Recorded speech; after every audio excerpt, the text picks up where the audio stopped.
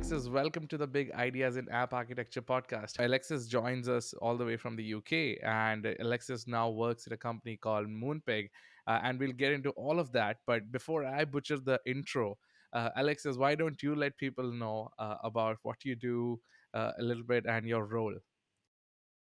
Yeah, so I've been an engineer for about 3.5 years now, but as a pure engineer. But before that, I was in the security world, doing everything from site reliability engineering for security teams, but also penetration testing and all of that good stuff there. Um, yeah. Very cool. And for people who are not going to see this, I mean, of course, if you go to the YouTube channel and see the video, you have a really good background right now with a lot of Lego bricks and a ship or rocket ship and stuff like that. Are you like a collector? What's the deal with that? Yeah, so I'm a massive fan of all things NASA, and when Lego started doing NASA ships and all of that stuff, it was far too easy to buy them. Um, and then I've also got a small collection here of old consoles and stuff like that. Nice. I can see the PS5 actually, the PlayStation basically, the old one. Yeah, Yeah, very cool. Now you're a principal engineer. You work at Moonpig, right? And for yeah. people like first time I heard the name Moonpig, I was like, what? I got to figure this one out. What does the company do a little bit? Tell us about your role. I know you're a principal engineer now. You've been with the company for 3.5 years, but break down what Moonpig is, what you guys do, and tell us a little bit about your role right now. Yeah, so Moonpig is a e-commerce website. We're very popular in the UK, but we've also got stores we're available in Australia, US, Ireland, and then we've got a few other companies that are like brand with their acquisitions, and they've become brands that sell the same things as Moonpig does. The What Moonpig really is at its heart is just a technology platform that allows to bring customized products to our customers, but we don't purely focus on the person purchasing. We mostly focus on the person receiving. So it's all about gifts, cards, flowers, those kind of things. Uh, yeah, and we've become one of the leading e-commerce platforms for that. So yeah, it's quite exciting to be in this space.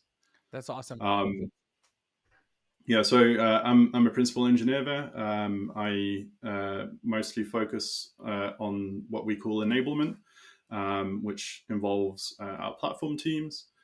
It also involves our developer experience for our engineers. Mm. So everything from supporting teams to build their new features and deliver quickly to making sure that all the infrastructure is reliable, secure, and available. From what I understood, is it's like a personalized, solution where big folks can come choose like a card, say it's Mother's Day or like International Women's Day. You can put a particular message on it and make it unique, and then you guys kind of ship it out or mail it out to the individual, and that requires a lot of things, to go in. So, was this something that you, before you came to Moonpig, you were aware of this size of domain and things like that? So I had heard of Moonpig in the UK. Their jingle is actually quite famous. I'm not going to sing it because I'd do it horribly. Um, but yeah, they're quite a well-known brand. We were founded by one of the Dragon's Den people, so that from that point of view, it's just very famous. It was, for me, it was the first time moving into e-commerce. So I had spent my entire time in banking, and for me, e-commerce was already quite new.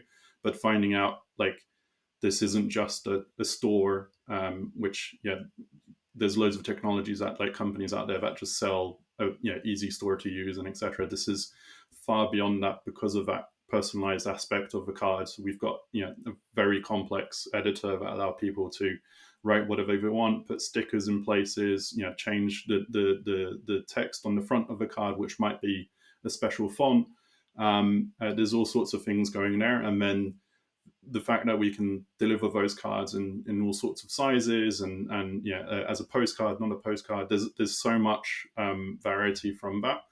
And then in the most recent years, we've really taken that and started depending to it. So like most recently, we acquired a company called BioGift, Red Letter Days, and they specialize in selling experiences. So the idea is like that, buying for example, a hotel for two or a restaurant experience. And we've taken that and made it available in the card. So now you can buy your card and have that voucher inside Wow. there. And that was a fairly big technological feat, because we like integrated directly with their system. So when you do that, you're like creating that like object over there, and because it's all just printed and data, um, it's all like remains just being tech. Yeah. Um, I mean, I've had a little bit of experience working in retail and e-commerce. I used to work at Walmart, and I worked at Sam's Club, which in the US is like a retail store, like a brick and mortar, but they also had like a digital experience, like where you could go and Sam's Club online shop, and they would go select stuff up, and you have to fill up a card and check out, and then put that order through. And then what I realized during that process was you just don't have to make a website with all the products and catalog and all the options, but you also have to cater to like the supply and the demand part of it, and there is a lot that goes behind that I never realized, and it's fascinating from what you were hearing, sharing with me just now about how everything works. So I would love to go into that a little bit more and learn. But before we get into that, tell people a little bit more on what's a principal engineer, like how is that different from a typical engineer? Because I know many people come across and they're like, well, at the end of the day, we are engineers, but how does your role kind of change a little bit in terms of day to day function? yeah, so principal engineering, like you say, it's got a lot of definitions across the different companies. At Moonpig, it usually is the natural progression from a senior engineer. You would become a principal engineer if you didn't want to go down the management route. Mm, It's one of the paths we allow people to remain as an IC. The biggest thing I think is we focus less on the code we're delivering, or the exact how to solve this problem. Rather, we're looking at the bigger picture.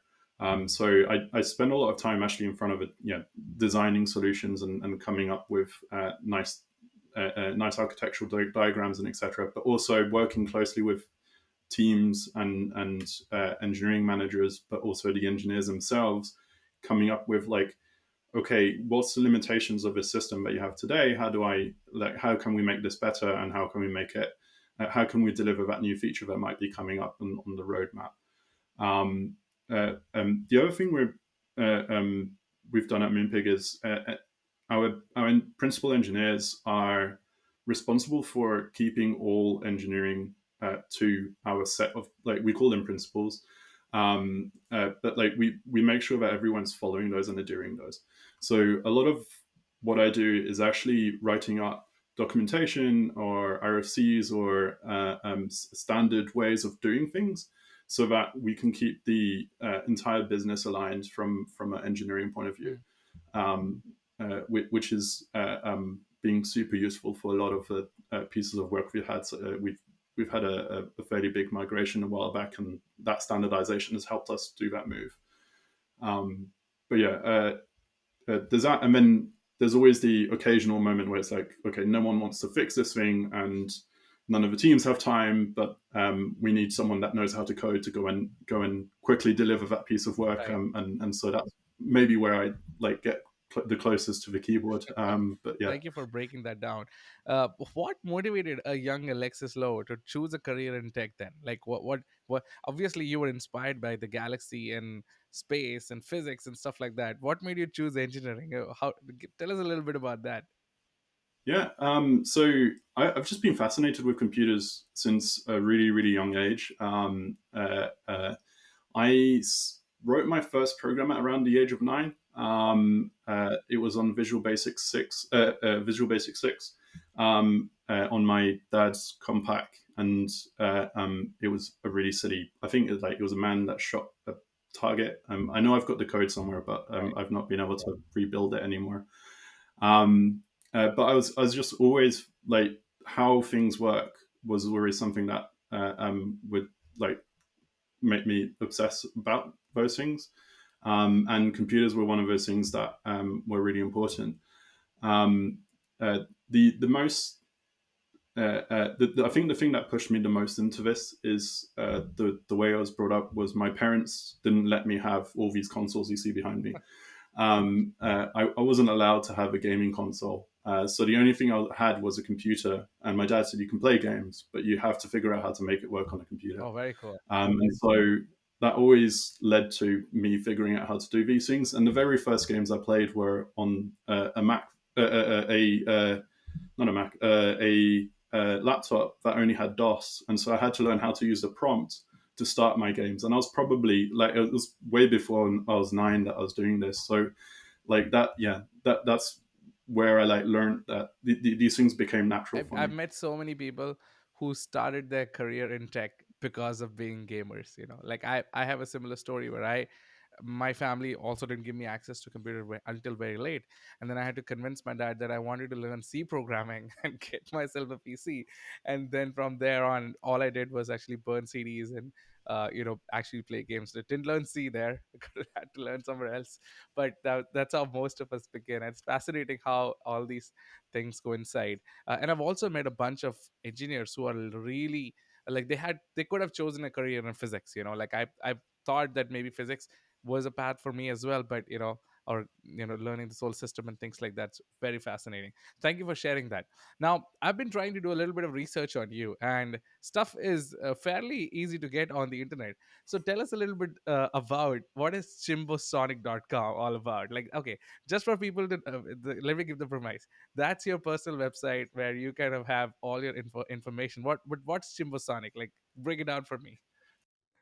Um, this is super embarrassing. I was probably 12 or 13 when I came up with that name, and it just stuck. It's just my username. It's basically the amalgamation of Chimborazo, which is a volcano I visited when I was really young in Ecuador, which just really like it just really impressed me. This massive mountain, and I loved the name, and it just stuck. And then and Sonic, because I couldn't use the word Chimborazo as a username because someone else had used it.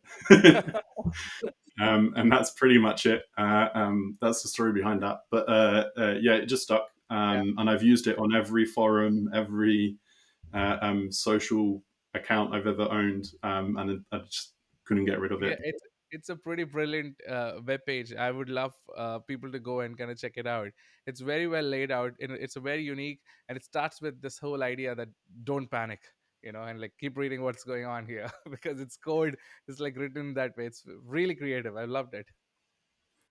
Yeah, the Don't Panic comes from a Douglas Adams Hitchhiker's Guide to the Galaxy book. There you go. And the character is actually the emoji on the front of that book. And it's really that this came along when I got my first tech job in security. There was a lot of moments where you discover something horrible and it's like, don't panic, we can solve this. And I think um, uh, Yeah, and yeah. I think in what you said just a few minutes ago, your role at Moonpig is sort of like that as a principal engineer. If somebody can't do something, like, hey, give it to Alexis, and we kind of figure that one out. So don't Yeah. panic. Very cool. All right, so let's jump into a little bit more on some of the things that you guys are working on that you were just kind of alluding to earlier. Um, I know you were talking to me previously. You talked about this whole story of making Moonpig more to the current architecture and today's modern paradigms of infrastructure. And about 5, 6, 7 years ago, things were a little different, but you have changed it a lot. So tell us a little bit about what that looks like and what your architecture is today. Yeah, so to say a little bit of history, we were very much a virtual machine house, all on premise, and everything was running on Windows with ISS, and then .NET framework hosting the website, and and like there was a point in time. This predates me, so I don't have a lot of detail about it. But there was a point in time where the company decided to shift to AWS, just full on lift and shift into EC2. And once they finished that migration and got the website in a place where they could easily scale it, they then started breaking down everything it did into microservices. But they made a conscious decision that it was going to be serverless first, SaaS and PaaS second, and then that's it. If you can't do it one of those ways, you just can't do it. Mm. Give up. And it's worked out really well. The architecture is mostly, like I said, microservices. We go for event driven. We've got an event driven model, so everything talks via events, and we accept that trade off of eventual consistency. Where we can't accept that trade off, we go for a synchronous call between two services, but it's very explicit and like we can really see that when that happens. Nice. Nice. Um, uh, the whole website is a got my it's not really micro front ends, but it's basically free web apps. And then the whole backend is a GraphQL, federated GraphQL, which has been great to be able to build a single backend for not only the website but our two apps. So we've got the iOS app and the Android app, and the web app, and they're very feature, like the feature parity is really good. That's awesome. Yeah.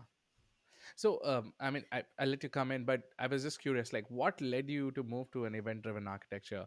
Like, was it like the business had changed, the expectations in the market had changed from the users? Why was it supposed to like become so real time? Like, tell me a little bit about that. So we went for event driven because we there was one big thing, which was we wanted to grow, growing the teams, but also growing the website. The amount of people that were using it was incredibly important, but also growing the amount of features we could build. And so the event driven architecture has given us a way of sort of like separating our domains and keeping them decoupled, which means that we can build a whole brand new feature and we don't need to involve 20 teams. We only need to involve the one team that owns the domain that is being affected by that feature. Yeah. Obviously, there's always crosstalk, and you have to deal with that. But that's like the business we're in, and that's just how it works. Um, the other reason for serverless is, for us, it's like you mentioned before, with like our everything we do is super spiky, even throughout a day. So like we if you look at our graphs, like the amount of requests spikes around lunchtime because everyone's got free time at lunchtime to go and buy a card Right. because they remembered that whatever they might have forgotten, they do it at lunchtime. And then that in the evening it'll spike again, and in the morning there's a little bit of traffic, but that's pretty much it. But it's very much a like up and down spike. And with serverless, what that means is we like scale immediately with that. And it's not only scaling up where we can serve the massive amounts of people that try and buy a card on Valentine's Day or Mother's Day, but also we literally drop down to zero in the evenings. And so like at night, our bill is close to zero, like Yeah. which is something that like you can't achieve with traditional hardware or EC2s unless you're setting up cron jobs to turn things off and then turn them back on, and etc., which has got loads of risk around it. So from that point of view, it's been really that's been the biggest driver is that like cost management at that level is amazing. I have kind of had this similar experience with working with a bunch of other customers as well, where that type of access pattern on their applications leads them to make decisions where they're like, well, why is our infrastructure just running for no reason and nobody's using it? And I think what you shared is a recipe for excellent event driven architecture for those kind of access patterns where, the idea is that let the infrastructure come up, when you need it to be used, and then go down, because it helps you on your COPEX side. It gives the users experience. Suddenly, say you have double, somebody tweeted, hey, I got this card on Moonpig, and it's on Twitter, and everybody flushes in, and it can scale according to that. So it's brilliant that you've brought that architecture in that. So I'm curious, is it like you run it on Lambdas, or are you using EKS and running your It's all application? Yeah. it's all pure Lambda. Okay. We're very much 100% whatever is the most serverless thing from AWS. So we use DynamoDBs, we use Lambdas. We like if it doesn't have a serverless form, we tend to avoid it. So we do have a few containers because you can't like there's loads of products that just have to live long lived. And for there, we'll just use Fargate, for example. So Yeah. we won't we try and avoid really that the needing to maintain or manage the scalability of the system. We just let that to the product to deal with that.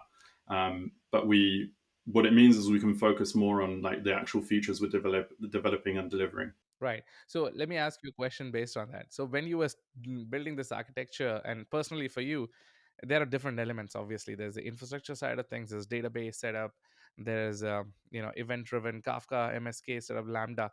What is your favorite part in this architecture to put your fingers and hands-on keys on? Like, what excites you more when you're trying to program it? I think it's probably the Lambda side of things. Being able to write a little bit of code, hook it up to an SNSQ, a SQSQ, or hook it up to an API gateway and immediately get a web server out of it, and have it do actions is really like it's so liberating because you just don't need to think about like did I deploy this thing properly. It's just did I push my code? Yes, I did. Cool. And that's really like it really saves a lot of thinking. The other thing that's interesting about it is that it changes a lot of your thinking about when you're looking at performance, for example. You've got performance of like how quickly did I respond, how quickly did I do these things, but also that immediately ties into cost. So if you respond, let's say, like 20% faster, that actually translates immediately into a 20% saving on your cost of running your For infrastructure. sure, yeah. And so it's actually really easy to tell to tell people like the value of like that kind of refactoring and that kind of work. And that from that point of view, that's really amazing. Um, so like that's probably the part that I've always like I'm fascinated every time I'm working on the Moonpig stack is like any changes we make, if we make something slightly slower, you immediately see it in the bill, which is like You know what's you don't happening. normally get that. Yeah, yeah. And I think the other fact that you said is because you have this microservice based architecture that maps to how your teams are set up, and then you can ship features out independent of dependency, and that decoupling really helps. One of the things I had seen was one of our customers that I had worked with previously had similar situations, and one of their team actually uh, put out a feature, and what happened was as soon as they put out that feature, suddenly there was an error or bug in that particular feature that started impacting their transactions, and suddenly they started losing some transactions in database, and there was an immediate panic on what's going on. But it helped them kind of nail down, okay, hey, which was the feature that was recently released, and they could go immediately kind of start looking at it as well. Tell me a little bit about the way your scale is right now, like in terms of how it needs to be available, and what's the impact of your for these features and applications to be always on and things like that. Yeah, so the impact of a system coming down is basically immediately loss of revenue. There's it's that's how critical the system is. There's no like if people can't order, we're not making money. Right. So from that point of view, it's super critical to for us to be resilient. And the way we achieve that is everything's deployed 3 times for in separate regions, but the regions are specifically picked for being as close as possible to the customer. So we've got customers in Australia, for example, who will deploy in Australia. We've got customers in the UK will deploy to the US one region, for example. But all of these regions can like act as failovers for the others. So there's if the Australia region's having a hiccup, we'll fall over to one of the other regions. The other thing that's unlocked is it allows us to do canary deployments. So we know some of our regions have less traffic, so we'll deploy to those first, and test all our changes there first. And then, oh, okay, that didn't cause an outage, or the customers reacted it correctly. We'll push forward. The other thing that is important to note is that we rely heavily on AWS and their serverless products, which are like most of them have really high availability numbers, and if they go out, like the entire planet is off. Yeah, So yeah, yeah. like there's a lot of times where like you're like, oh, the website's down, and you go and check, and it's like, well, website, the internet is down, like. I mean, I don't, I mean, the reason why I asked that, there was a particular reason, because this week, I mean, I don't know if you follow this, but LinkedIn was down, and then we also yeah, Meta was down, and basically it was panic across. And why? How I got to know that Facebook was down, because my mom, who is basically an Facebook user. I don't use Facebook anymore, but she still does. She was like, "Why is my app not working?" And she was like, she was the one who informed me. That was the most fascinating thing in this whole story, that I got to know about it from users, and it was all over the internet. So I mean, in your case, obviously making sure the application is up, that is directly hitting your revenue, as well as the whole experience that you have to drive to your customers, right? So yeah, and the separation of like everything into microservices and etc. means that like each of those individual components are monitored separately, have their own heartbeats, and so as soon as any of those systems go down, whatever it might be, we know what it is, and we can either isolate it or immediately go and fix it. So like our response times to fixing things is pretty fast because of that. you came from cybersecurity and security, working at Capital One, I believe, right? Yeah. How was that experience for you? Like, tell us a little bit about the difference in these two worlds, actually. They in some cases are night and day. The Capital One, it feels like a startup when you look at it. The way you work and etc. It's all very friendly. There's yeah, people treat it like a family and etc. And the way you work is very much like cutting edge technology all the time. They really spare no expense when it comes to having the best of the best. They also have like amazing this idea of like building everything in house. They would rather the engineers are building it rather than have this like external reliance on others. And so from that point of view, like I was when I was working there, we were building a Kafka cluster, and it's not just like you're building a Kafka cluster. It's like, oh, we're going to go and commit to upstream Kafka because it doesn't work for us, Yeah. right? And that experience there is very very different to the way that Moonpig works, which is actually we don't want to deal with those things. Those things like that. There's experts out there that are dealing with that. What we want to do is focus on the product we're selling and focus on the feature. And so it's a very different way of working, but it also means that like for me, I've been able to focus on far more important problems than like figuring out why a open source project might not be functioning in a specific way. Um, so yeah, from that point of view, it's quite different. Um, but also, I was in security, so I was doing a completely different Yeah. role, which was security is an interesting industry. There's so much going on, so much to learn, so many things like you're constantly paying attention to. Like I had a Twitter feed open on my laptop 24/7, and that was part of like the role. Like if you didn't have that, you were going to miss out on something that was really important. Yeah. Um, so like from that point of view, it's it was a maybe more stressful. I don't know. No, but you brought up a really good point about this whole aspect of learning and continuing to grow, right? And I'm fascinated when I talk to everybody. Like, I mean, obviously in security, you have to keep up with like new features or new things that are happening. And it's like, and that's the same thing that's in a way happening with AI right now. Like with Gen AI, pretty much every day there's something new getting dropped Yeah, or some new capability coming in. And then it's a challenge trying to keep up. I have now never seen that level of pace. But how do you really like keep up now with some of the new technologies and things that are growing? Obviously you have your family, you have to continue to work, and how does Alexis keep up with, like, hey, what's happening, what's the pulse of the trend right now? I'm a lot on Mastodon. I follow a lot of big tech gurus on there, and a lot of even not the tech gurus, but like maintainers of different projects and etc. Right. And that's probably one of the places where I get a lot of information. The other places I think every morning when I turn on my work laptop, the first thing I do is open up Lobsters and Hacker News and look at what the latest news is, and Right, right. um, pick whichever technology there sounded interesting and give it a spin. I've got a home lab, so I think anything that hits the front page usually ends up running on my computer, That's cool. and I give it a try. And if I don't like it, I'm going to just turn it off and move on to the next thing.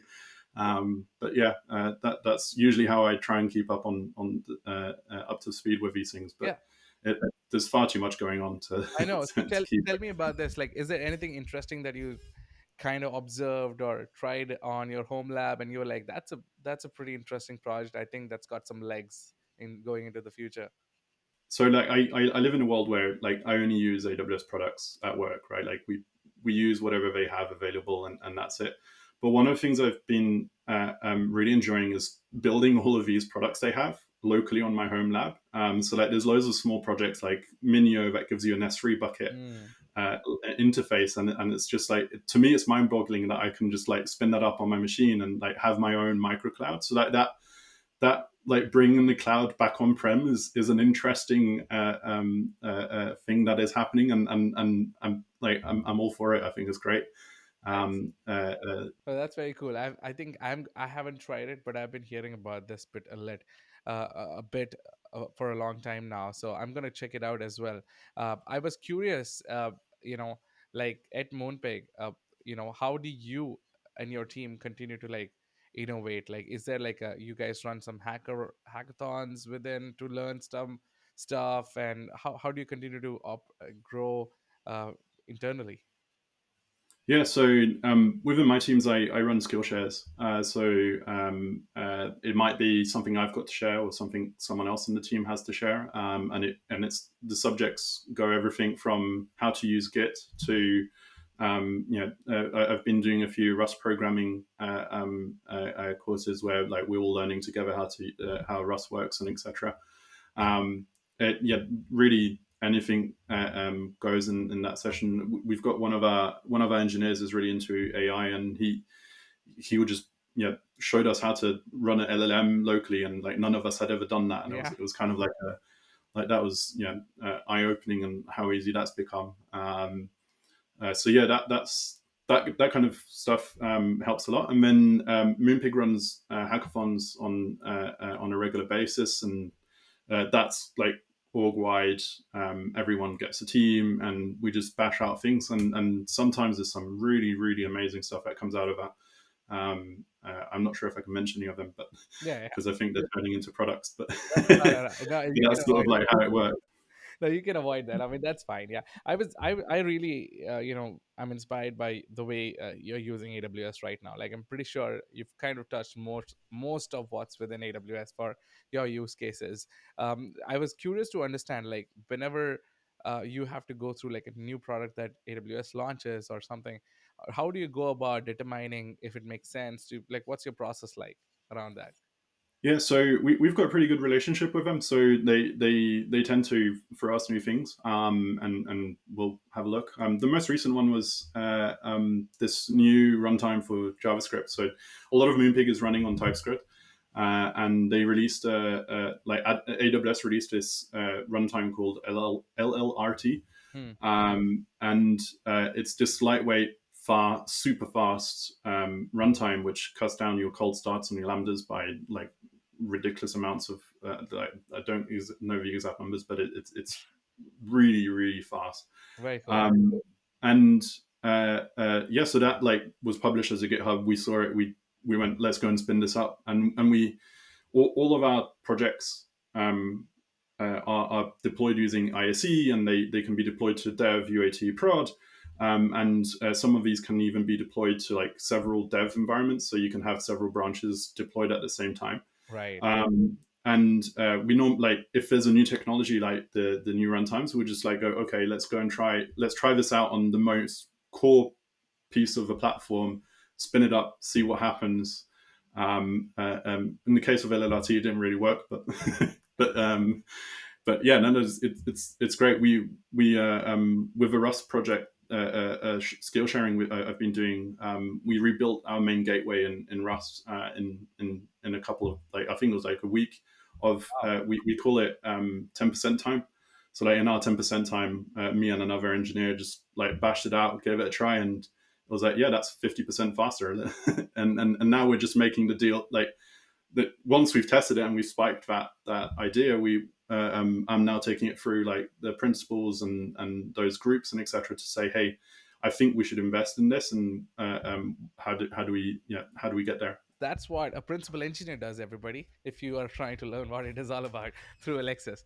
Alexis, I know we have to be focused on time as well, so tell me a little bit about what your advice is to engineers who are on a similar path as yours. I mean, a bunch of us with similar stories, it's gamers, AI, and a lot of cool things that are happening, like, but what's your advice to engineers who are on this path of learning and growing? I think the best thing I've been taught is to be curious. Really, like I don't fear learning about the details of the different systems I'm using. So like I'm using S3, but doesn't mean that I've gone and read, like I haven't like gone, oh, I'm just going to use S3. I've watched and read nearly every single paper available around S3 to understand how it works in the back end, because I'm just fascinated with how that works. Right. And it might be any other technology, right? Like it's the minute you're using something, like don't fear going to learn how it actually works. One of my favorite things is there's always occasional talks on hidden Git commands, Hmm. and the amount of engineers that go, "I wish I knew about that," and it's like it's all there, it's all in a man page, it's all available. Just yeah, you're using this tool every day. Like spend the 20 minutes to sit down and like learn everything that it's capable of doing, and you'll always learn something new. And people like that because then they come to you for your expertise, which helps going up the that ladder. Oh, that's awesome. That you spoke like a true engineer who has gone through documentation. That's one of my own faults too. I sometimes start reading the documentation and I'll have something starts working, and then I'm like, I don't know why it's working this way. Then I have to go back and read the documentation and kind of understand why it works and kind of understand a little bit more. So it's been an absolute pleasure having you on the podcast today. Tell me and the people, where can they find you? Obviously, you have your website, Chimbosonic, which is, I'm going to Yeah, remember that for a long time. But where do you post stuff? Where can people yeah. follow you and learn from you? Yeah. So on my website, there's all the links to all the different social places. Probably the place where I post the most is Chimbosonic at fosterdon.org on Mastodon. And I also there's a website called keyoxide.org. And if you search in there for my email address, which is alexis.lowe@chimbosonic.com, Yeah. you'll get all of my links there, and they're all verified using a really nifty project that I'm working on with some really smart people. Very cool. Tell me a little bit about the Key Oxide project, because it seems like it's pretty fascinating. Yeah, so Kioxide is an implementation of decentralized online identity proofs. So the idea is, I if I own a social account, I post something on that social account that proves that I am this profile in another place, and that profile is cryptographically verifiable, and it contains a proof that I'm the person on that social account. And so what that means is it's Keybase did this, if you've ever heard of Keybase. Hmm. But Kioxide takes that idea and decentralizes it. So you no longer need to trust Keybase. I think it's .com or .org. I'm not sure. Um, You no longer need to trust a single entity. Everything is open source. You can just use these things. The underlying technologies are super well known and they've been around for decades. It's all either OpenPGP or we recently introduced a simpler version of the profiles, which we call ASP profiles, and they just use JWTs and normal cryptography. So it's all like based on, we don't roll anything ourselves or anything like that. We're just using what's there.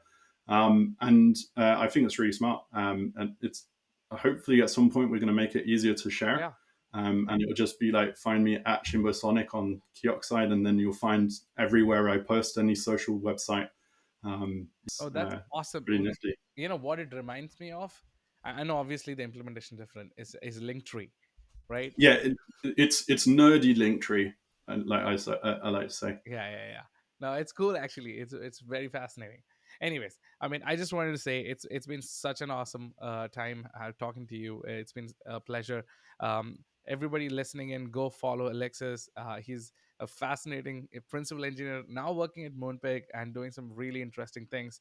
Alexis, do you have any final thoughts for everybody around anything that you feel like they should go and do in tech right now?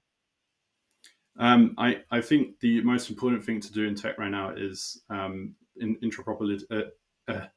interoperable runtimes. I really think the next big thing is going to be WASM. It's amazing that people can just build whatever language they want, create a binary blob that anything can understand and run for you. I think that's the future. Um, Nice. Yeah.